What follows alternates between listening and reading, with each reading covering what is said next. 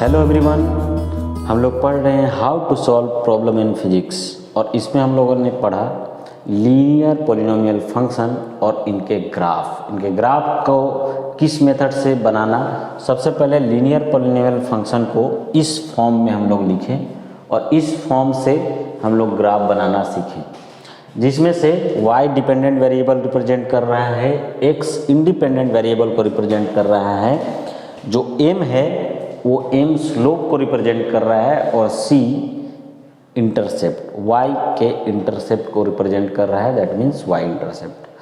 अब इससे रिलेटेड कुछ हम लोग प्रॉब्लम देखेंगे और ग्राफ बनाएंगे। कुछ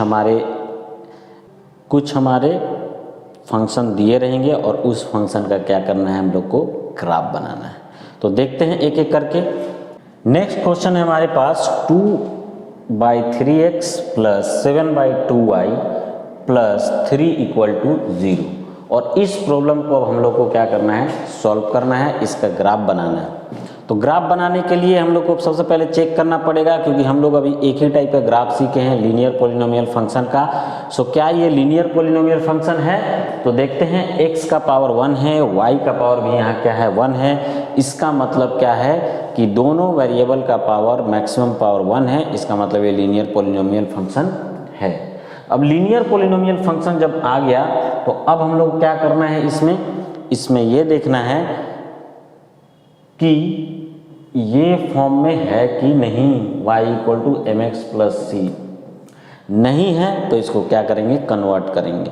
इस फॉर्म में क्या है कि y का कोफिशिएंट 1 है, y का वैल्यू कैलकुलेट किए हैं, तो अब इसको इस फॉर्म में हम लोग को लाना पड़ेगा, दैट मीन्स y का वैल्यू कैलकुलेट करना पड़ेगा। तो किस तरह से सॉल्व करेंगे वो अपने आप पे डिपेंड कर रहा है। यहाँ पे देख रहे हैं कि अगर y का वैल्यू कैलकुलेट करना है तो y वाले टर्म को छोड़ के बाकी को हम लोग उधर भेज दे रहे हैं। तो y वाला टर्म है 7/2y और उस साइड अगर भेज रहे हैं तो -2/3x और इसको भेजेंगे तो क्या आ जाएगा, -3। तो ये हमारे पास आ गया। अब क्या करना है, ये डिनोमिनेटर में 2 है, इसको हम लोग उस साइड ले जाएंगे तो वो उधर गुना हो जाएगा। तो ये 7y = 2 मल्टीप्लाई हो गया तो -4/3x, फिर 2 इससे भी मल्टीप्लाई होगा तो -3 × 2 = 6। ये नीचे डिनोमिनेटर में इधर जाएगा तो दोनों टर्म से मल्टीप्लाई होगा। अब ये 7 है, जब ये जाएगा तो नीचे सबसे डिवाइड हो जाएगा, तो 7 = -4 ये डिवाइड हो गया तो 21x, ये इससे भी डिवाइड होगा तो -6/7। सो ये हमारा y का इस फॉर्म में फंक्शन आया। अब इसको कंपेयर करके देखते हैं। एक हमारा कंपैरिजन है y = mx + c और ये हमारे पास जो इक्वेशन आया है y = -4/21x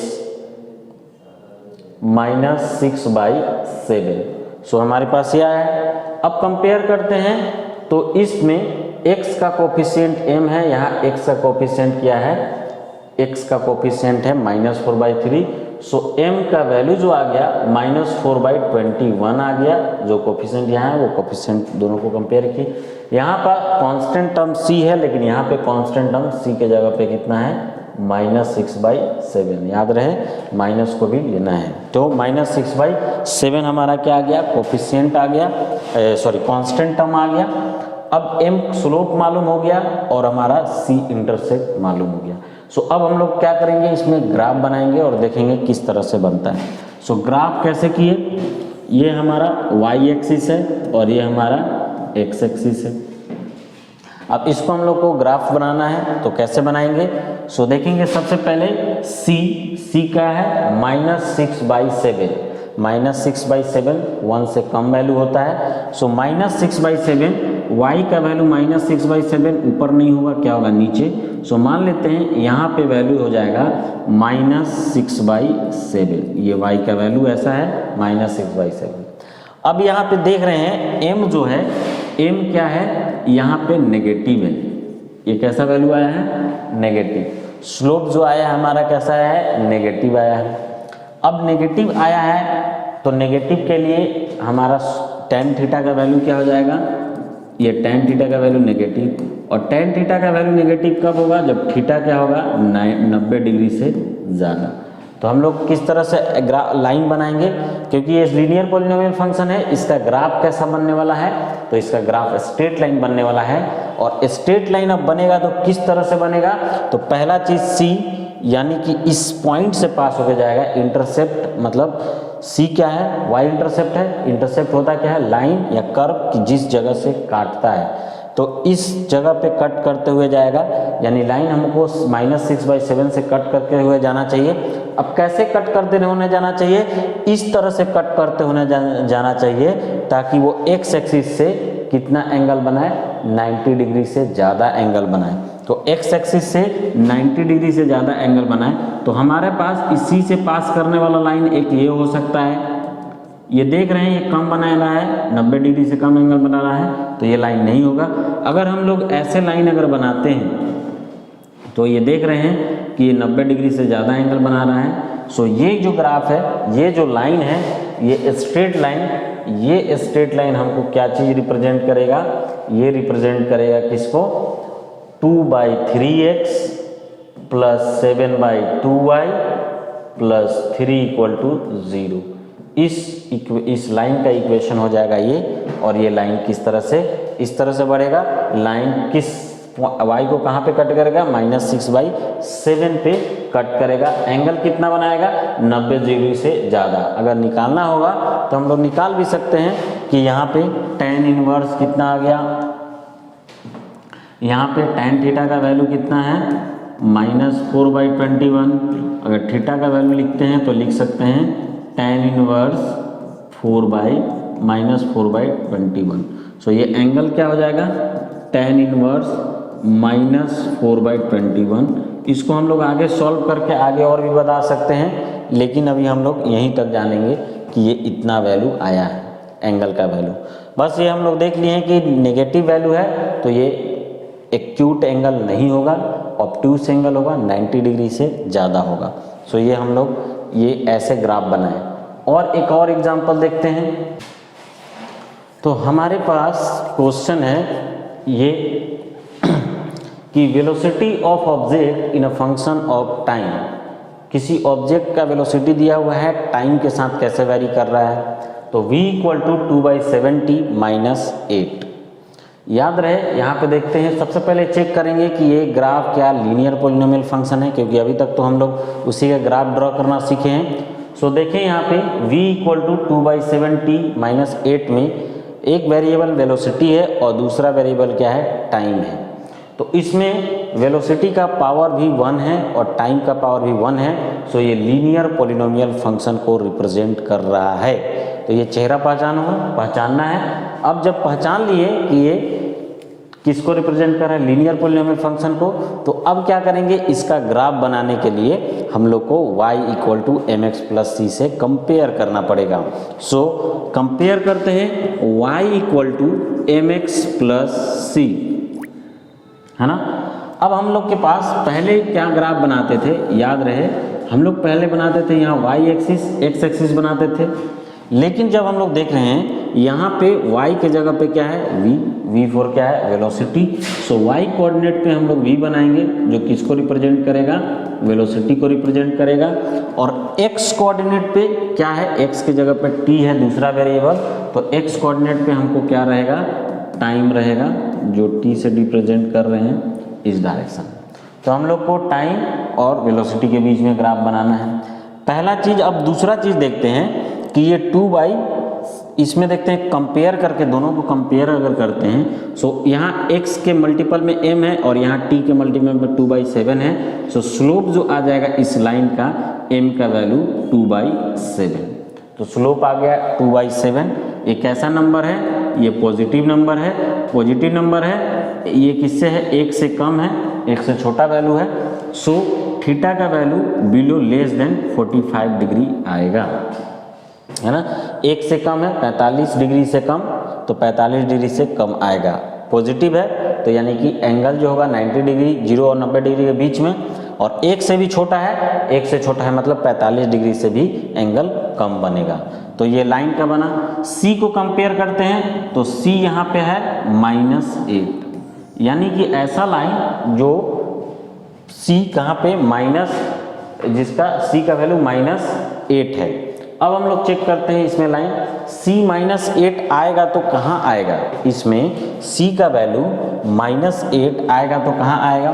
सो हम लोग आगे बढ़ते हैं, यहाँ पे इधर 1 2 3 4 5 6 7 ऐसे करके 8 मान लेते हैं, -8 यहाँ पे आया, ये -8 वेलोसिटी कितना है -8, ये कट गया, ये c इंटरसेप्ट है तो यानी कि वेलोसिटी आ गया -8। इसी से हम लोग को लाइन पास करके जाएगा। ये जो ग्राफ है, ये जो हम लोग फंक्शन लिए हैं, ये कैसा है, लीनियर पॉलिनोमियल फंक्शन। जब लीनियर पॉलिनोमियल फंक्शन है मतलब ग्राफ कैसा बनेगा, स्ट्रेट लाइन बनेगा। सो स्ट्रेट लाइन कैसा बनेगा, वो ऐसा स्ट्रेट लाइन होना चाहिए जो -8 से पास होके जाना चाहिए v पे, और वो 45 डिग्री से कम एंगल बना के जाना चाहिए। क्यों 45 डिग्री से कम, जब हम लोग m का वैल्यू देखे तो पॉजिटिव आया और 1 से कम वैल्यू आया।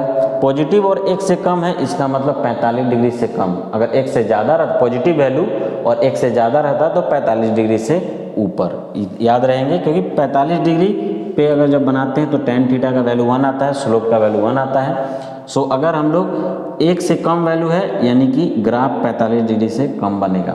सो अब हम लोग को देखेंगे 45 डिग्री से कम बनाना है, इसका मतलब ऐसा हम लोग ग्राफ बनाएंगे जो क्या होगा कि 45 डिग्री से कम एंगल बनेगा और वो 8 से कट होते हुए जाएगा। सो ये जो लाइन है वो लाइन किसको रिप्रेजेंट करेगा, ये लाइन रिप्रेजेंट करेगा इस इक्वेशन को। अब बोलेंगे क्या सर ये सही बनाए हैं क्या, ये जो ग्राफ बना है क्या ये सही है, तो ये देख के लग रहा है कि ये सही है, लेकिन ये सही नहीं है। जब ये मैथ में बात करेंगे तो मैथ में सही होगा, लेकिन जब फिजिक्स में बात करेंगे तो फिजिक्स में बोलेंगे ये पूरा गलत है, ऐसा ग्राफ एग्जिस्ट नहीं करता है। तो बोलेंगे हैं ऐसे कैसे, तो क्योंकि फिजिक्स में है ये टाइम, और टाइम कभी भी नेगेटिव नहीं होता। तो जब नेगेटिव टाइम होता नहीं, ये सब नेगेटिव होगा ही नहीं, तो ये ग्राफ एग्जिस्ट करेगा, तो ये ग्राफ एग्जिस्ट करेगा ही नहीं, है ना। सो हमारा ग्राफ कैसा बनेगा, ये ग्राफ बनेगा, बनाएंगे तो देखो ये हमारा ये है v और ये टाइम, ये ग्राफ -8 से यहाँ से स्टार्ट होगा और कैसे 45 डिग्री से कम एंगल बना के ऐसे ये ग्राफ जाएगा। सो ये हमारा क्या हो गया, इस तरह से ये ग्राफ आएगा, ये आगे इधर प्रोसीड नहीं होगा। लेकिन अगर यहाँ y रहता और इधर x रहता तो ये इधर आ जाता, है ना। लेकिन टाइम है, टाइम इधर होगा ही नहीं, टाइम इधर सब नेगेटिव है, तो -1 सेकेंड होगा ही नहीं, तो -1 सेकेंड पे कोई पॉइंट आएगा नहीं। -2 सेकेंड होगा नहीं, तो -2 सेकेंड पे कोई पॉइंट आएगा नहीं। सो ये ग्राफ कैसा बनेगा, ये यहाँ से स्टार्ट होके ऐसे चला जाएगा, ठीक है। तो ये हमारा यही डिफरेंस है मैथ और क्या चीज़ में, फिजिक्स में। फिजिक्स में थोड़ा सा दिमाग लगाना पड़ जाता है। इसी को हम लोग आगे और देखते हैं कि हम लोग जो ग्राफ बनाए वो किसका ग्राफ बनाए। ध्यान से देखेंगे, हम लोग जो ग्राफ बनाए हैं वो बनाए हैं v = हमारा जो ग्राफ है 2/7t - 8 का। सो v = 2/7t - 8 का ग्राफ बनाए हैं, और हम लोग को ग्राफ आया है, इस केस में v और t है। सो हमारा ग्राफ आया है यहाँ -8 से इंटरसेक्ट करते हुए ऐसे लाइन जा रहा है जो 45 डिग्री से एंगल कम बनाते हुए जा रहा है, ये ग्राफ बना है ना। जहाँ पे v रिप्रेजेंट कर रहा है वेलोसिटी को, है ना, और t रिप्रेजेंट कर रहा है किसको, टाइम को। तो वेलोसिटी और टाइम के बीच में ग्राफ बनाए तो इस तरह से बना, ठीक है। अब यही क्वेश्चन रहे, अब फिजिक्स में देखो क्या चेंज आता है, थोड़ा सा थिंकिंग कैसे डेवलप करना रहता है, क्योंकि इसमें थोड़ा सा सोचना पड़ जाता है। मैथ कुछ नहीं है, देखा फॉर्मूला है बनाओ खत्म, लेकिन फिजिक्स में थोड़ा सोचना पड़ जाता है।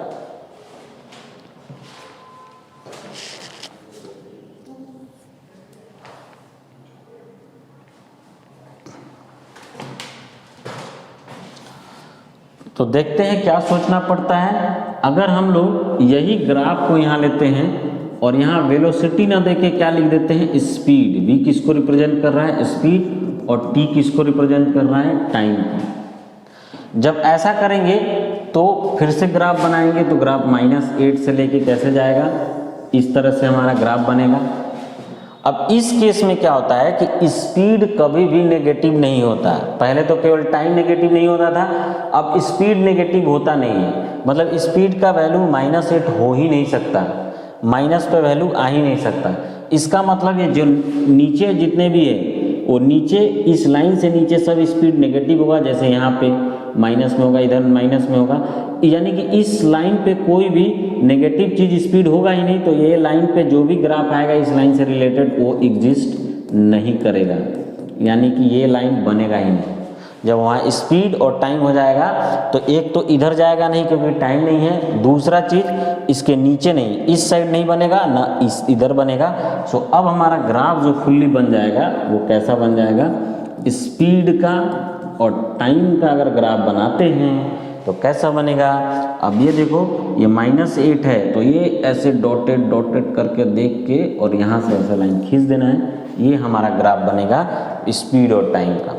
तो हमारा v = 2/70 - 8 दिया है, ये हमारा क्या है इक्वेशन है। इस इक्वेशन का अगर मैथ्स में ग्राफ बनाते हैं तो मैथ्स में हमारा ग्राफ इस तरह से बना है v और t का, है ना, ये मैथ्स के लिए हो गया। अब फिजिक्स का बात करते हैं तो फिजिक्स में एक ये आ जाएगा, फिजिक्स में एक ये कॉन्सेप्ट आ गया और दूसरा एक फिजिक्स में ये बनेगा। पहला में क्या है कि v अगर वेलोसिटी है तो वेलोसिटी में इस तरह से ग्राफ बनेगा, अगर v अगर स्पीड को रिप्रेजेंट करता है तो इस तरह से बनेगा। क्योंकि वेलोसिटी पॉजिटिव नेगेटिव दोनों हो सकता है, इसलिए नेगेटिव वैल्यू वेलोसिटी का एग्जिस्ट करेगा, लेकिन स्पीड पॉजिटिव नेगेटिव नहीं होता है, हमेशा पॉजिटिव होता है। सो नेगेटिव वैल्यू नहीं होगा, हमेशा पॉजिटिव वैल्यू लेंगे। सो ये डिफरेंस है किसमें, ये हमारा किसमें है, ये फिजिक्स और इसमें मैथ्स में डिफरेंस है। तो फिजिक्स में थोड़ा सा सोचना रहेगा और धीरे धीरे करते जाएंगे तो हम लोग क्या होता है सोचते जाएंगे कि कैसे बनाएं।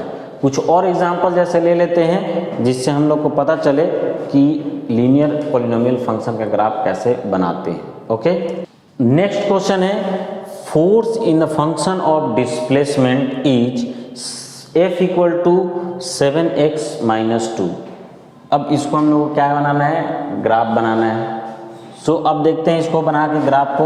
पहला चीज़ कि इसको कंपेयर करें, क्या ये लीनियर पॉलिनोमियल फंक्शन है, चेक करेंगे। सो f का पावर 1 है और x का पावर भी 1 है, तो दोनों का पावर 1 है, इसका मतलब ये लीनियर पॉलिनोमियल फंक्शन है। ओके, अब लीनियर पॉलिनोमियल फंक्शन है तो इसको कंपेयर करेंगे y = mx + c। सो यहाँ पे वेरिएबल y की जगह f है, क्लियर, यहाँ पे x की जगह x है, क्लियर। यहाँ वेरिएबल जब सेव है कंपेयर करेंगे तो इन दोनों को कंपेयर करते हैं तो m का वैल्यू कितना आया, 7 आया है, जो कैसा है, पॉजिटिव है। इसका मतलब m का वैल्यू 1 से बड़ा है, यानी थीटा का वैल्यू क्या होगा, 45 डिग्री से ज़्यादा बनाना है। ठीक है, तो पॉजिटिव है तो 45 डिग्री से ज़्यादा बनाना है, अगर नेगेटिव आता है तो 90 डिग्री से ज़्यादा बनाना रहता है, 90 डिग्री से ज़्यादा बनाना रहता है ना। यानी कि 45 डिग्री से ज़्यादा रहेगा बट 90 डिग्री से कम होना चाहिए, 90 डिग्री से कम होना चाहिए, है ना। अब c का वैल्यू कंपेयर करते हैं तो c का वैल्यू यहाँ पे आ गया -2। अब देखते हैं ग्राफ बना के इसमें। सो यहाँ पे ग्राफ बनाते हैं फोर्स का, ये हमारा क्या है, F और ये हमारा डिस्प्लेसमेंट है। अगर हम लोग देखते हैं कि -2, c का वैल्यू -2 है तो -2 किधर आएगा, इधर कहीं पे -2 आएगा, यहाँ पे लिख लिए।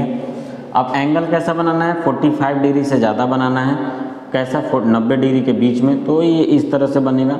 देखो पॉसिबिलिटी है कि ऐसा बने, इस लाइन से पास होके, और ये भी बने। ये वाला क्या होगा लाइन, 45 डिग्री से ये क्या रहेगा, ज़्यादा रहेगा, 90 डिग्री से ज़्यादा रहेगा। तो हम लोग को वो बनाना नहीं है जो 90 डिग्री से क्या हो, ज़्यादा हो, वैसे बनाने हैं जो 90 डिग्री से क्या हो, कम हो, और किससे ज़्यादा होना चाहिए, 90 डिग्री से कम और 45 डिग्री से ज़्यादा, ऐसे हम लोग को लाइन बनाना है। सो हम लोग क्या किए, यहाँ से ये लाइन बना दिए जो 45 डिग्री से क्या होना चाहिए, ज़्यादा, और 90 डिग्री से कम, तो ऐसा लाइन बना। अब फिर इसमें क्वेश्चन आता है कि क्या इधर एग्जिस्ट करेगा, इधर एग्जिस्ट करेगा कि इधर एग्जिस्ट करेगा। तो देखो डिस्प्लेसमेंट जो होता है वो पॉजिटिव नेगेटिव दोनों होता है। सो नेगेटिव वैल्यू डिस्प्लेसमेंट का, इधर एक्स है डिस्प्लेसमेंट है तो प्लस होगा, इधर माइनस भी होगा, यानी इधर वैल्यू एग्जिस्ट करेगा। फोर्स भी प्लस भी होता है माइनस होता है, मतलब नीचे वैल्यू भी एग्जिस्ट करेगा। तो ये सेम मैथ जैसा बना, मैथ में और फिजिक्स में इसका दोनों क्या होगा, सेम बनेगा, है ना, क्योंकि ये प्लस माइनस पॉसिबिलिटी है कि फोर्स प्लस भी होता है और माइनस में भी होता है। सिमिलरली जो डिस्प्लेसमेंट है वो भी पॉजिटिव होता है और नेगेटिव होता है। तो बार बार मैं बता रहा हूँ कि ये फोर्स पॉजिटिव हो सकता है, डिस्प्लेसमेंट पॉजिटिव और नेगेटिव दोनों हो सकता है, बट स्पीड पॉजिटिव ही होता है, नेगेटिव नहीं होता है। टाइम केवल पॉजिटिव होता है, नेगेटिव नहीं होता है। तो कुछ तो इससे हिंट मिल रहा है कि हम कुछ कहीं पे जाने वाले हैं, ठीक है। सो हम लोग देखेंगे कहाँ पे जाने वाले हैं अभी बाद में।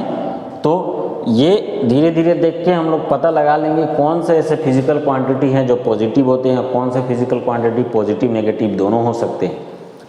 ओके, सो ये हमारा एक क्वेश्चन हो गया। तो इसी तरह से लीनियर पॉलिनोमियल फंक्शन का हम लोग ग्राफ बना सकते हैं। ग्राफ बनाने के लिए हमको क्या वैल्यू चाहिए, m का वैल्यू मालूम होना चाहिए और दूसरा किसका वैल्यू, x का c का वैल्यू मालूम होना चाहिए। m और c का वैल्यू मतलब स्लोप और इंटरसेप्ट मालूम है तो हम लोग ग्राफ लगभग बना सकते हैं। अब दूसरा फॉर्म ग्राफ का हम लोग देखेंगे कि दूसरे फॉर्मेट में किस तरह से हम लोग ग्राफ को बनाएंगे।